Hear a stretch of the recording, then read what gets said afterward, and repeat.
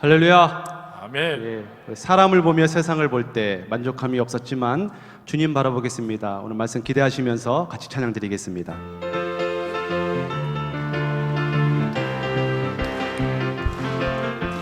사람을 보며 세상을 볼 때 만족함이 없었네. 나의 하나님 그분을 볼 때 나는 만족하였네. 저기 빛나는 태양을 보라. 또 저기 서 있는 산을 보아라.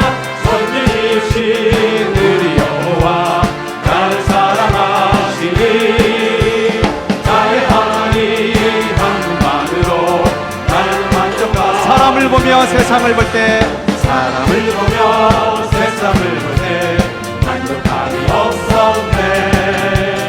나의 하나님 그분을 볼 때 나는 만족하였네. 동남풍아 동남풍아 불어라. 서울풍아 불어라. 다시 마트레카파 예수 향기 달리 할렐루야 아멘. 다시 마트레카파 예수 향기 달리 할렐루야. 저기 빛나는 태양을 보세요. 저기 빛나는 태양을 보라. 또 저기 서 있는 산을 보아라. 전지이신 우리 여호와 나를 사랑하시니 나의 하나님 한 분만으로 나는 만족하리. 동남풍아 불지어다. 동남풍아 불어라. 서울풍아 불어라. 다시 마트레카파 예수 향기 달리 할렐루야 아멘. 다시 마트레카파 예수 향기 달리 할렐루야. 다시마테 백합화 다시마테 백합화 예수 향기 달리니 할렐루야 아멘. 다시마테 백합화 예수 향기 달리니 할렐루야 할렐루야 아멘. 할렐루야 할렐루야 아멘. 할렐루야 아멘. 할렐루야. 하나님만 바라보시고 하나님의 사랑을 사모하고 하나님의 평안을 누릴 수 있는 이 아침이 되길 소망합니다.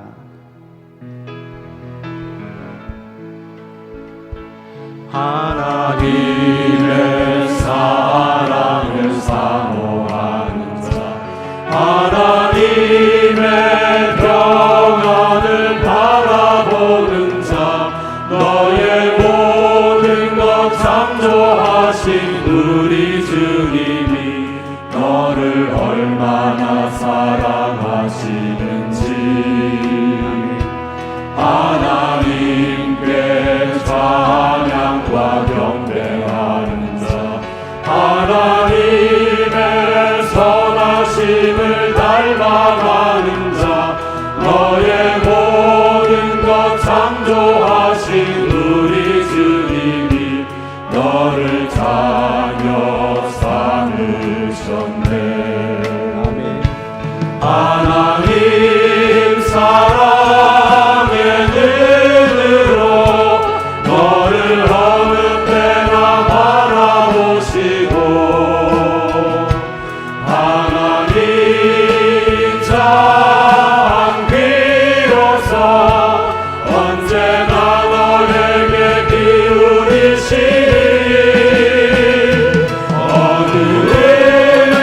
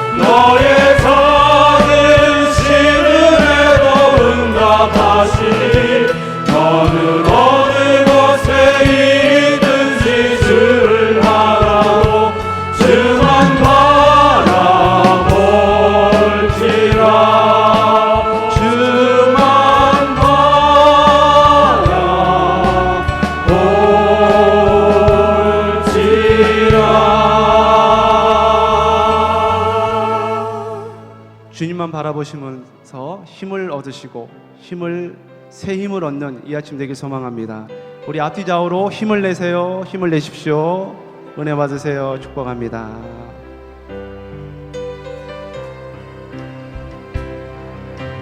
왜 나만 겪는 고난이냐고 불평하지 마세요. 고난의 뒤편에 있는 주님이 주실 축복 미리 보면서 감사하세요. 너무 견디기 힘든 지금 이 순간에도 주님이 일하고 계시잖아요. 남들은 지쳐 앉아있을지라도 당신만은 일어서세요. 힘을 내세요. 힘을 내세요. 힘을 내세요. 힘을 내세요. 주님이 손잡고 계시잖아요. 주님이 나와 함께함을 믿는다면 어떤 역경으로 이길 수 있잖아요. 왜 이런 슬픔이 찾아왔는지, 왜 이런 슬픔 찾아왔는지 원망하지 마세요. 당신이 잃은 것보다 주님께 받은 은혜 더욱 많음에 감사하세요. 너무 견디기 힘든 지금 이 순간에도 주님이 일하고 계시잖아요. 남들은 지쳐 앉아있을지라도 당신만은 일어서세요. 힘을 내세요. 힘을 내세요. 힘을 내세요. 주님이 손잡고 계시잖아요. 주님이 나와 함께함을 믿는다면 어떤 고난도 견딜 수 있잖아요. 힘을 내세요. 힘을 내세요. 힘을 내세요. 힘을 내세요. 주님이 손잡고 계시잖아요. 주님이 나와 함께함을 믿는다면 어떤 고난도 견딜 수 있잖아요. 아멘. 아멘. 고맙습니다. 고맙습니다. 오늘 본문 말씀 마태복음 14장 22절과 23절의 말씀에 보면은 예수께서 즉시 제자들을 재촉하사 자기가 무리를 보내는 동안에 배를 타고 앞서 건너편으로 가게 하시고 무리를 보내신 후에 기도하러 따로 산에 올라가시니라고 기록을 하고 있습니다. 왜 예수님께서 제자들은 배를 타고 갈릴리 바다를 지나가게 하시고 혼자 산 위로 올라가셔서 기도를 하셨는가? 오늘 마태복음 14장 이전에는 예수님께서 물고기 2마리와 보리떡 5덩어리로 5,000명을 배불리 먹이는 기적의 사건이 있었습니다. 이 일로 인하여서 이스라엘 백성들은 400년 동안 메시아를 기다리고 있었습니다. 이스라엘의 메시아가 나타나서 로마로부터 해방시켜주고 이스라엘이 이 세계의 으뜸이 되는 나라가 되기를 소망하고 이스라엘 백성들이 오랜 세월을 기다리고 또 기다렸는데 예수님께서 물고기 2마리와 보리떡 5덩어리로 5,000명을 먹이시는 기적을 본 그 수많은 군중들이 이제야 우리의 메시아가 나타났구나, 이분이 정치적으로 이스라엘의 왕이 되어서 우리를 구원해 주실 분이라고 그렇게 생각을 하고 수많은 사람들이 예수님을 쫓아오기 시작을 했습니다. 우리가 잘 아는 대로 예수님께서 이 땅에 오신 것은 이스라엘 백성들을 구원하기 위해서 이 땅에 오신 것이 아니라 온 인류를 구원하고 하나님께로 인도하기 위하여서 온 인류의 메시아로서 예수님께서 이 땅에 오셨는데, 이것을 이스라엘 백성들이 착각했기 때문에 예수님께서는 무리들을 피하여서 산 위로 올라가셔서 홀로 기도하시면서 사랑하는 제자들에게 먼저 갈릴리 호수를 배를 타고 건너가서 기다리라고 말씀을 하셨던 것입니다. 예수님의 말씀에 순종을 하고 사랑하는 제자들이 배를 타고 이제 갈릴리 호수를 건너가고 있었습니다. 그런데 예상하지 못했던 어려움을 겪게 되었습니다.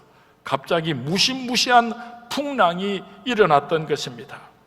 풍랑이 일어나서 예수님의 제자들이 어쩔 줄 모르고 두려워하고 걱정하고 공포에 사로잡혀 있을 때에 예수님께서 바다 한복판으로 걸어서 오셨습니다.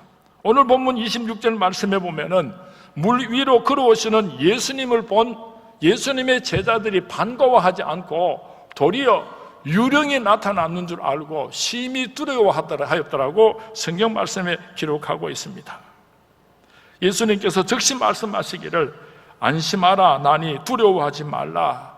예수님께서 제자들에게 말씀하셨을 때 그분이 예수님인 줄 알고 제자들이 얼마나 행복했습니까?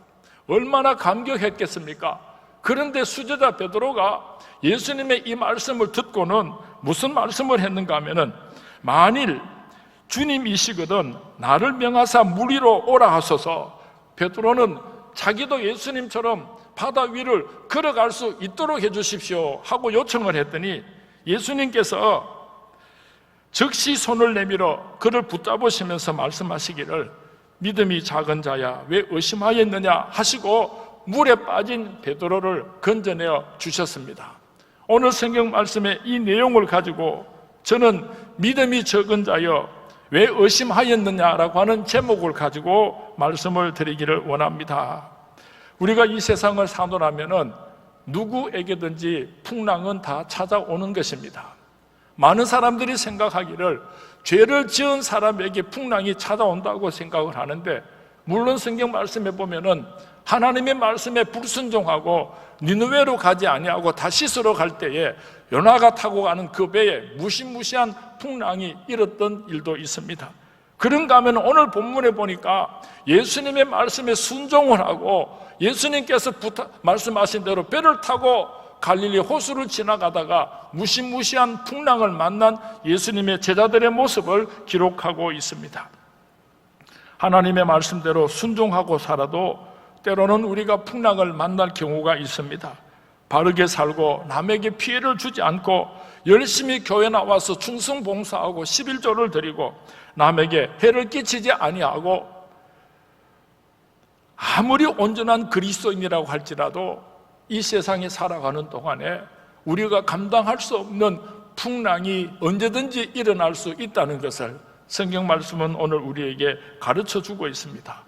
혹시 우리 성도님들 가운데 오늘 가정에 태풍이 몰아친 사람이 있습니까? 뜻하지 않은 풍랑을 맞이하고 어쩔 줄 모르는 성도님이 있습니까? 하루아침에 사업을 실패했습니다. 교통사고를 당하여서 뜻하지 않은 질병을 가지고 있습니다. 사랑하는 아들, 딸들에게 말할 수 없는 고통과 아픔이 있습니다. 그럴 때에 아이고 내가 무슨 죄를 지어가지고 이런 벌을 받는가 하고 너무 자책하지 말았으면 좋겠습니다. 또 어떤 사람은 주위에 힘들고 어려운 사람을 볼 때에 저 사람이 지금 죄를 지어가지고 벌을 받고 있는 것 같아 함부로 그런 생각이나 말을 하는 것은 매우 조심해야 할 줄로 믿습니다. 오늘 베드로가 바닷속에 풍덩 빠졌습니다.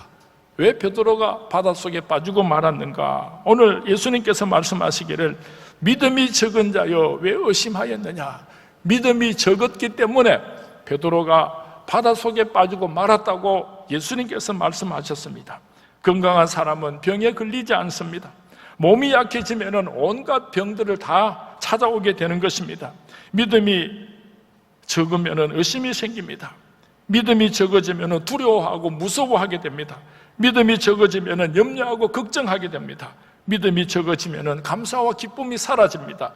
믿음이 적어지면은 아무리 오랜 세월 예수를 믿은 사람이라고 할지라도 시험에 빠지고 마는 것입니다. 베드로는 누구보다도 먼저 바다에 뛰어드는 충동적인 믿음을 가지고 있었던 사람입니다.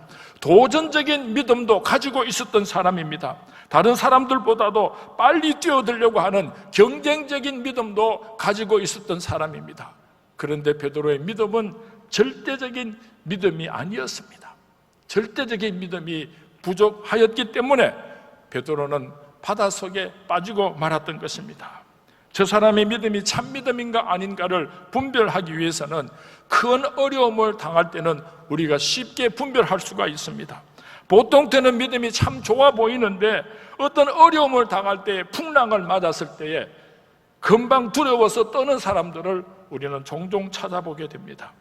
위기라고 하는 말은 위험과 기회라는 뜻을 가지고 있습니다.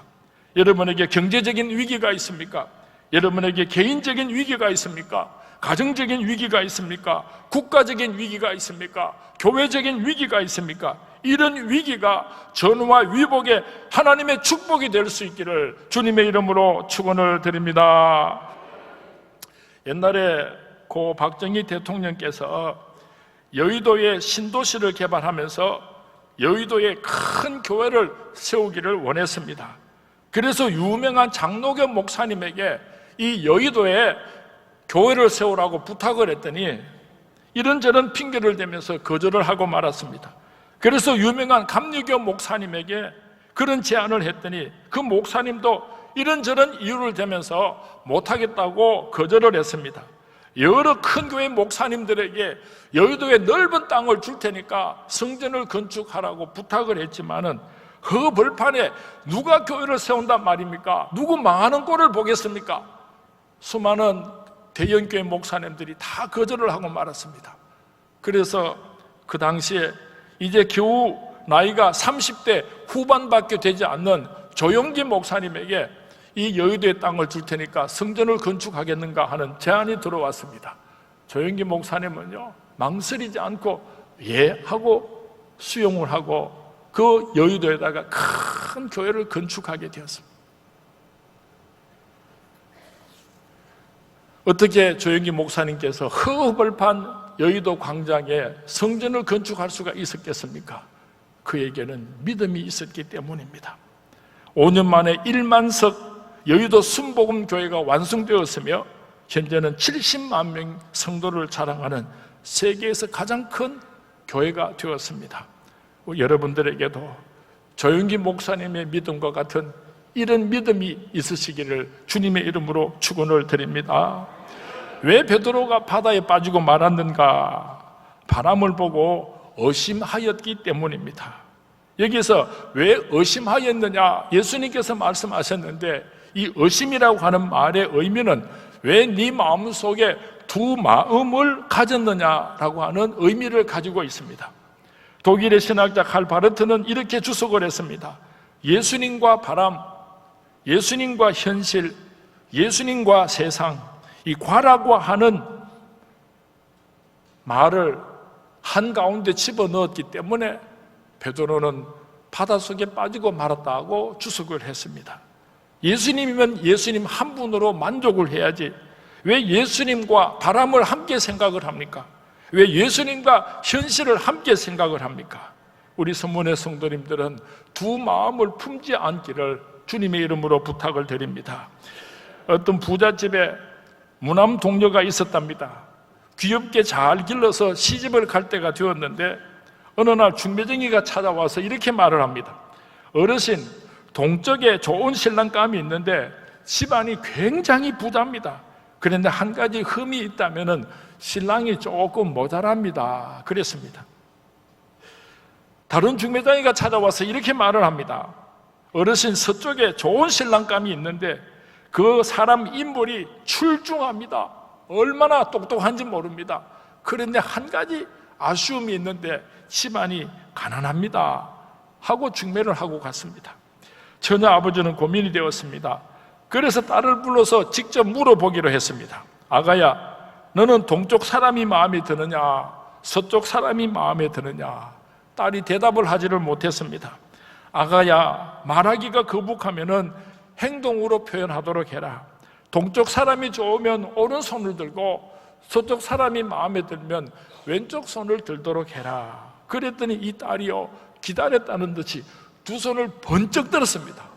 그래서 아버지가 깜짝 놀라가지고 어떻게 된 영문이냐고 물었더니 그 딸이 대답을 하기를, 동쪽 사람은 사람이 좀 모자라지만은 돈이 많으니까 밥은 동쪽 집에 가서 먹고, 서쪽 사람은 가난하지만은 똑똑하니까 잠은 서쪽 사람 집에서 잘 납니다. 그래서 동가식 서가숙이라고 하는 말이 시작되었다고 합니다. 우리 그리스도인들 가운데서도 동가식 수가숙 하는 그런 성도들이 얼마나 많은지 모르겠습니다. 교회와 세상에 양다리를 걸쳐놓고 힘들고 어려울 때는 교회 와서 예배를 드리다가도 좀 잘되고 살만하면은 세상 연락을 즐기면서 살아가는 동가식 서가숙 성도들이 얼마나 많은지 모릅니다. 하나님을 떠날 용기도 없고 세상의 쾌락과 이별을 구할 용기도 없어서 어정쩡하게 두 다리를, 한 다리는 교회에다가 걸쳐놓고 또 다른 한 다리는 세상에 걸쳐놓고 살아가는 사람이 오늘 이 가운데는 없습니까? 두 마음을 품는 사람은 천국 가겠습니까? 지옥 가겠습니까? 제가 생각할 때에 두 마음을 품고 사는 사람은요, 절대로 천국 못 가는 줄 압니다. 그런데 참으로 기가 막힌 것은 지옥에는 예수 믿지 않는 사람들만 사는데 예수를 믿기도 하고 예수를 안 믿기도 하고 신앙생활을 잘 하기도 하고 세상 연락을 즐기기도 하고 이랬던 사람이 지옥에 들어가면요, 지옥에 있는 사람들이 아주 기분 나빠한답니다. 우리는 예수 안 믿는 사람들만 지옥 왔는데 너희들은 예수도 믿고 예수도 안 믿기도 하고 그렇게 살았으니까 꼴 보기 싫다고 지옥에 가면은 조그마한 구석방이 있답니다. 이렇게 동가식 서가숙 하면서 한 다리는 교회 걸치고 한 다리는 세상 걸치고 살았던 사람은 지옥에 가서도 지옥의 구석방에 살 줄 알고 부디 세상에 걸친 다리를 접을 수 있기를 주님의 이름으로 부탁을 드립니다. 베드로가 물 위를 걸었을 때가 언제입니까?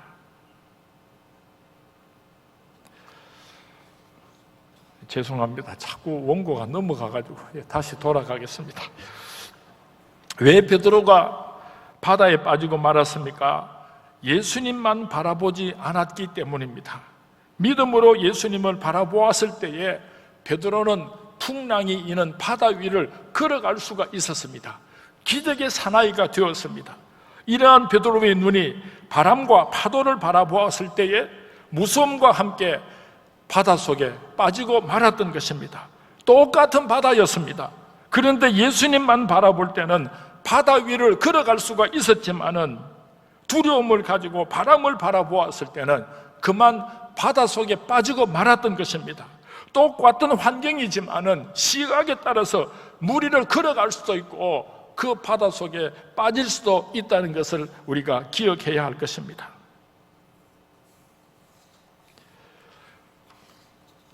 베드로가 물 위를 걸었을 때가 언제입니까? 물 위를 걸어오라 예수님의 말씀에 순종할 때에, 예수님만 바라보고 나아갈 때에 베드로는 성난 파도 위를 걸어갈 수가 있었습니다. 베드로가 언제 바닷속에 빠졌습니까?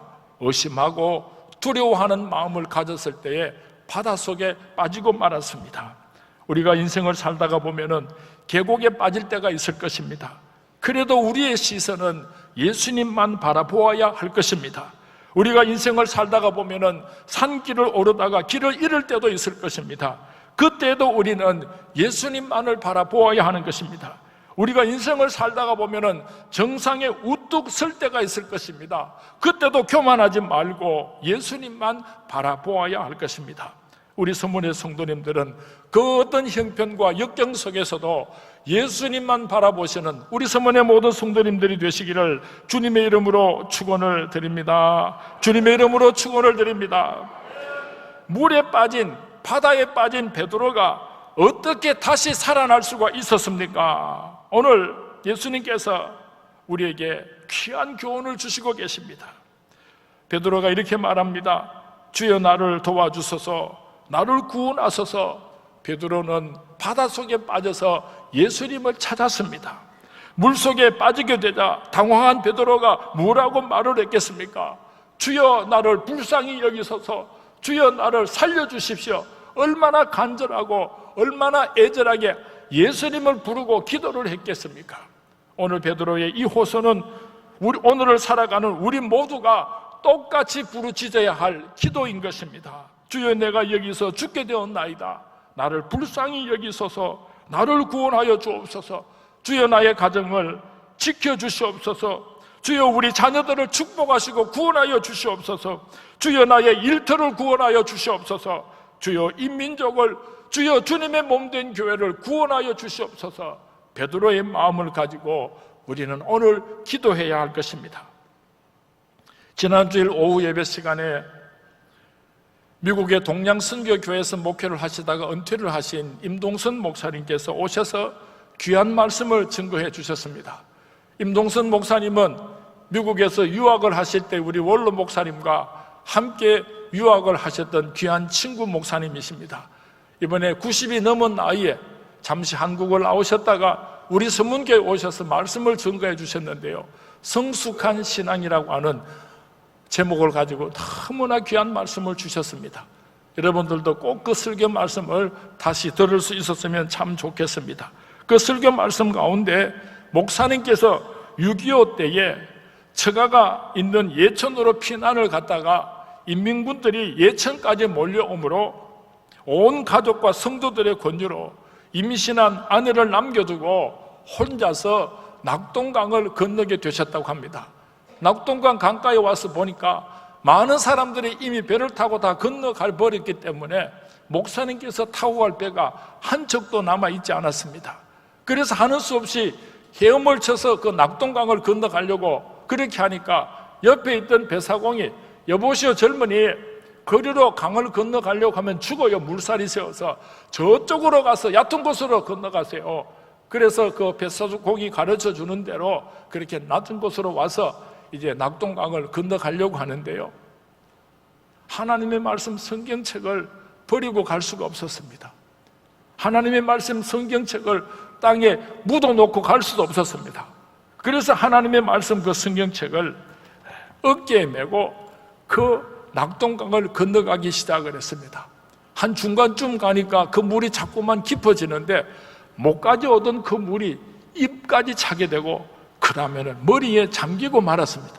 그런데 이 목사님께서 하나님의 말씀 성경책을 포기할 수가 없어서 이 성경책을 이렇게 높이 들고 그 낙동강을 건너오는데요, 머리가 물속에 다 잠기기까지 그 성경 말씀을 포기하지 않고 그대로 성경 말씀을 붙들고 이렇게 기도하셨답니다. 모세의 하나님, 홍해를 가르셨던 모세의 하나님, 파도를 걷게 하셨던 베드로의 하나님, 나를 구원하소서, 나를 도와주소서. 그렇게 부르짖으면서 기도할 때에 그 낙동강의 수심이 점점 낮아지면서 그 성경 말씀을 버리지 않고 그 성경 말씀을 꼭 붙잡고 낙동강을 건너올 수 있었다고 간증하셨습니다. 우리는 조금만 힘들고 어려우면은 하나님의 말씀 팽개쳐버리고 살고 봐야지. 임동선 목사님께서는 절대절명의 위기 순간에도 하나님의 말씀을 버리지 않고 붙잡았습니다. 하나님께서 그 목사님을 얼마나 크게 축복하셨는지, 얼마나 귀하게 사용하셨는지 모릅니다. 사랑하는 소문의 성도님, 오늘 어려운 가운데 계십니까? 풍랑을 만나서 죽게 되었습니까? 베드로의 마음을 가지고 나를 불쌍히 여기소서, 나를 살려주십시오, 그렇게 부르짖어 기도하시는 우리 성문의 모든 성도님들이 될 수 있기를 주님의 이름으로 축원을 드립니다. 이때 베드로의 마음을 한번 생각해 보시기 바랍니다. 절대절명의 위기 속에서 얼마나 애통하는 부르짖음이었겠습니까? 얼마나 애가 타는 부르짖음이었겠습니까? 예수님 나를 구원하여 주소서. 베드로의 마음을 가지고 오늘 우리가 풍랑 속에서 동일한 기도를 올려드릴 때에 오늘도 기적이 일어날 줄로 믿습니다. 이런 기적을 체험하시는 우리 서문의 모든 성도님들이 될 수 있기를 주님의 이름으로 축원을 드립니다. 어떻게 베드로가 다시 살아날 수가 있었습니까? 그 무시무시한 풍랑 속에서도 예수님의 손을 꼭 붙잡았기 때문에 베드로는 죽지 않고 살 수가 있었습니다.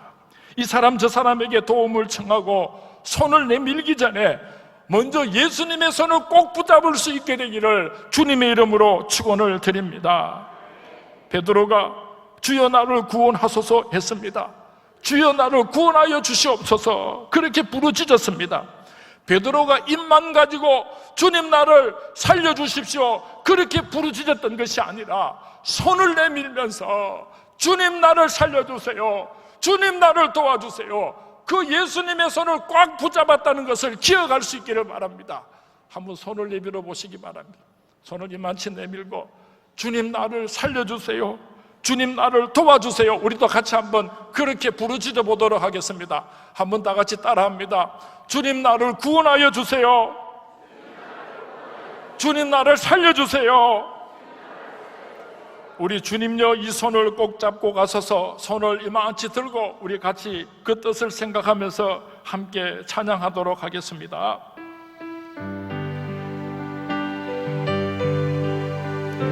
손을 들고 찬양합니다. 주님여 이 손을 꼭 잡고 가소서 약하고 피곤한 이 몸을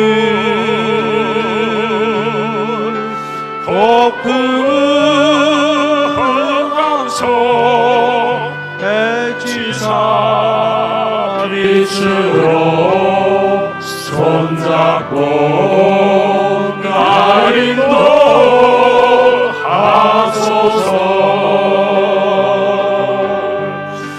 인생이 힘들고 고난이 겹칠 때 주님여 날 도와 주소서.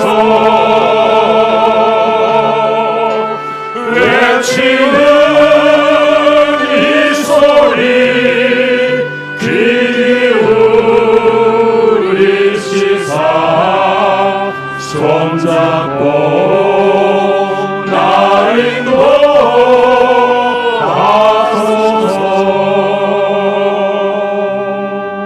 사랑하는 수문의 성도님, 힘들고 어려운 일이 있어도 주님께 손을 내밀 수 있게 되기를 바랍니다.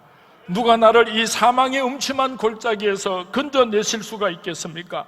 누가 나를 이 무시무시한 풍랑 속에서 구원할 자가 있겠습니까? 이 우주를 창조하신 능력의 하나님의 그 손으로 우리의 모든 질병을 치유하시는 치료의 광선을 발하시는 살아계신 하나님의 그 손으로 우리를 사랑하시사 독생자 예수님도 아낌없이 우리에게 내어주신 하나님의 그 크신 사랑의 손으로 우리를 고쳐주실 줄로 믿습니다. 우리 하나님의 손을 꼭 붙잡을 수 있게 되기를 바랍니다. 두려워 말라, 내가 너와 함께함이니라. 놀라지 말라, 나는 내 하나님이 됨이니라. 내가 너를 굳세게 하리라. 참으로 너를 도와주리라. 참으로 나의 의로운 오른손으로 너를 붙들리라. 오직 예수님만을 바라보면서 주님의 손만을 든든히 붙잡고 날마다 세상 풍파를 해치고 승리하며 살아가시는 우리 성문의 모든 성도님들이 되시기를 주님의 이름으로 축원을 드립니다. 이제 말씀을 맺으려고 합니다. 제자들이 예수님의 말씀에 순종하여 배를 탔음에도 불구하고 심한 풍랑을 만났습니다. 뜻하지 않은 풍랑을 만날 때에 사랑하는 성문의 성도님들이여 너무 놀라지 마시기 바랍니다. 예수님의 제자들은 예수님께서 오병이어의 기적을 행하시는 그 현장에 있었던 사람들입니다. 예수님의 말씀에 순종해서 그 기적을 함께 나누었던 예수님의 제자들조차도 심한 풍랑이 찾아왔을 때는 두려워하고 벌벌 떨고 있었습니다. 우리도 지금까지 살아오면서 수많은 축복과 기적을 경험하였음에도 불구하고 오늘 어려운 일이 찾아올 때에, 풍랑이 찾아올 때는 우리도 두려워하고 염려하고 떨 수밖에 없는 것입니다. 불같은 역경 가운데 처해 계신 성도님 계십니까? 지금까지 함께 하셨던 신실하신 하나님을 다시 한번 기억해 보시기 바랍니다. 예수님이여 나를 구원하옵소서, 예수님이여 나를 불쌍히 여겨 주옵소서, 베드로의 마음을 가지고 애통하며 기도하시기 바랍니다. 예수님의 손을 꼭 붙잡으시기 바랍니다.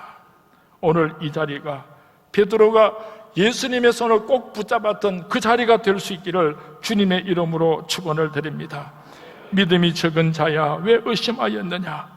예수님의 음성을 들으시고 그 풍랑에서 구원함을 받으시는 우리 성문의 모든 성도님들이 되시기를 주님의 이름으로 축원을 드립니다. 힘을 내세요, 힘을 내세요. 주님이 손잡고 계시잖아요. 주님이 나와 함께함을 믿는다면 어떤 역경도 이길 수 있잖아요. 우리 다 일어나서 함께 찬양하도록 하겠습니다.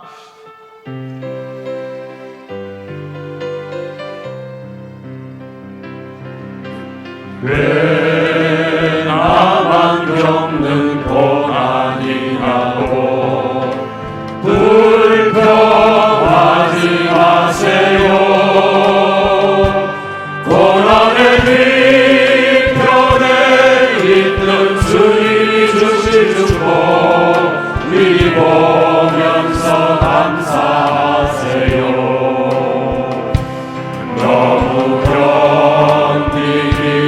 힘든 지금 이 시간에요 주님이라고 외치잖아요. 남들은 지쳐 앉아있을지라도 당신만은 일어서세요. 손을 높이 들고 찬양합니다. 힘을 내세요. 힘을 내세요.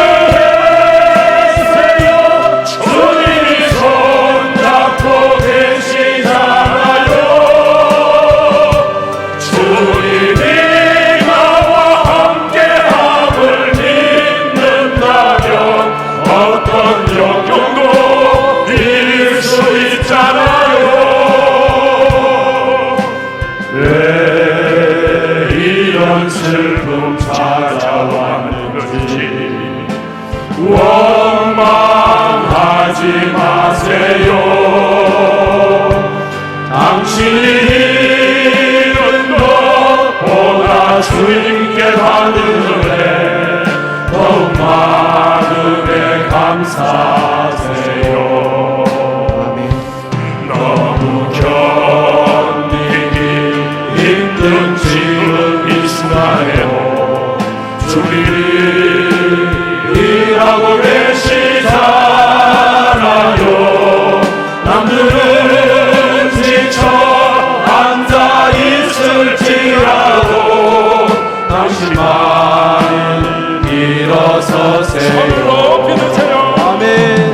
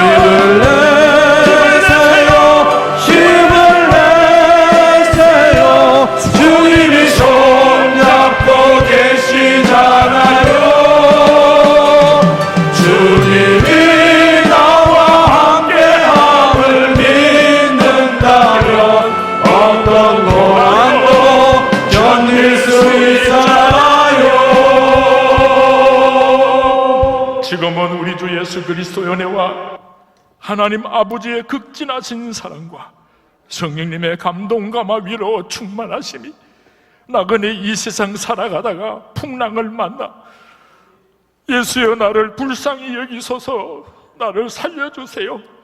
예수님의 손을 꼭 붙잡고 하나님의 크신 축복을 오늘 그 기적의 주인공이 되기를 간절히 소원하는 이 자리에 머리 숙인 우리 성문의 모든 성도님들 머리 위에 이제로부터 영원토록 함께 있을지어다. 아멘.